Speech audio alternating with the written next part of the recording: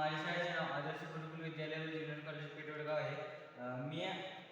मला ही कन्सेप्ट अशी सुचली की आपण इको होमद्वारे आपण पर्यावरणाची हानी कशी टाळू शकतो व ते मी या इको होम मॉडेलद्वारे आपल्याला सांगू इच्छितो. पहिल्यांदा आपण बायोगॅसचा आपण वापर जनावरांपासून निघणारे जे त्यांचे हे मलमूत्र असतं त्याचा आपण बायोगॅसमध्ये साठवून त्यातून तयार होणारे खत शेतीसाठी वापरू शकतो. तसेच यातून जर ज्यांच्या घरात जनावरे नाहीत ते आपल्या घरात साठवून राहिलेला जे कचरा असतो तो यामध्ये टाकून यातून तयार होणारं खत आपल्या अंगणात म्हणजे बाग बगीच्याला वापरू शकतात. मग आपण सोलारद्वारे आपण ऊर्जा निर्मिती करून पर्यावरणाची पर्यावरणाची हानी टाळू शकतो. कारण सोलार पॅनलमुळे तयार होणारी ऊर्जा ही पूर्णपणे नैसर्गिक स्वरूपाची असते, त्यामुळे कोणत्याही प्रकारची हानी होत नाही. तसेच यावर आपण घरातील काही इलेक्ट्रिक उपकरणे चालवू शकतो.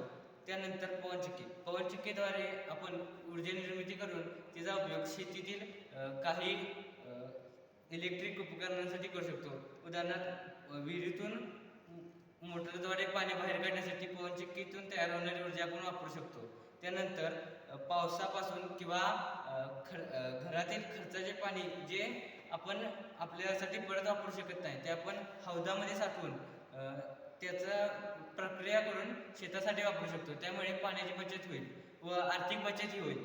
त्यानंतर आपण बोरवेलद्वारे जमिनीत मुरलेले जे कधीही उपयोगात येणारे पाणी असते ते आपण खर्चासाठी वापरू शकतो. याद्वारे आपण पर्यावरणाची हानी टाळू शकतो. नमस्कार, मी प्रथमेश चौगुले, आदर्श गुरुकुल विद्यालय व ज्युनियर कॉलेज पेठवडगावचा विद्यार्थी. मी आज तुम्हाला हे सांगणार आहे की बायोगॅस योजना आपण शहरामध्ये कशी राबवावी. शहरामध्ये राबवत असताना जे शहरामध्ये मोठमोठे अपार्टमेंट आहेत, सोसायटी आहेत, त्यामध्ये असणारे घरे त्यावर आपण सोलार प्लांट जर बसवले तर तिथं त्यांना लागणारी सोलार जी इलेक्ट्रिक एनर्जी आहे ती तिथून आपण निर्माण करू शकतो व त्या घराला पुरेशी इलेक्ट्रिक एनर्जी देऊ शकतो. त्यामुळे पैशाची देखील बचत होते आणि इलेक्ट्रिक सेवा पण वाचते.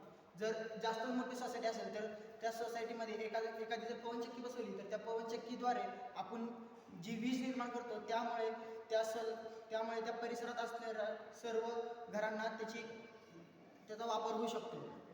त्याचबरोबर बायोगॅसमुळे शहरामध्ये जरी जनावरे नसली तरी आपण जो मलमूत्र करतो ते जर आपण बायोगॅसमध्ये सोडलं तर त्यामुळे सुद्धा आपल्याला खूप फायदा होऊ शकतो. कारण की आज जर महागाई बघायला गेली तर गॅसचे रेट एकूण 800 रुपये झालेले आहेत. त्यामुळे जर आपण इथून मिथेन गॅस जर निर्माण करून आपल्याला गॅसची पण सोय होऊ शकते. त्याचबरोबर जे आपल्या सोसायटीमध्ये जे पावसामुळे निर्माण होणारे पाणी जे वाया जाते त्या पाण्याला आपण जर हौदामध्ये जर स्टोअर करून ठेवलं आणि तेच पाणी जर आपण रिसायकल करून परत वापरण्यात घेऊ शकतो व त्याचबरोबर ते पाणी आपण शेतासाठी किंवा आपल्या परिसरात असणारे झाडं पर्यावरण वाचवण्यासाठी देखील करू शकतो.